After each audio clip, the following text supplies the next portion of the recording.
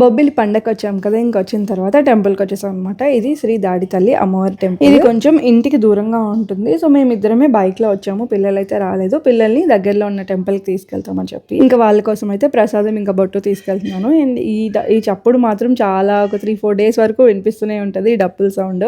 And mostly పండగ theme చూపిస్తుందని చూడండి, ఇలా రథము అండ్ పైన అలా పూజారి కూర్చోవడం అదంతా ఉంటుంది అనమాట. అండ్ అవన్నీ ఫ్యూచర్ వీడియోస్లో అండ్ లాంగ్ వీడియోస్లో కూడా అప్లోడ్ చేస్తా, చూసేయండి. ఎవ్రీడే ఒక్కొక్క రిచువల్ ఉంటుంది. అండ్ ఈరోజు మ్యాంగోస్ ఇవన్నీ బియ్యం ఇలాంటివన్నీ వేస్తారనమాట ఘటంలోని. సో అది జరుగుతుంది అనమాట ఈవినింగ్. బయట అలా కూర్చున్నాము అండ్ ఈవినింగ్ అయ్యేసరికి ఇలా ఘటం తీసుకొస్తారు.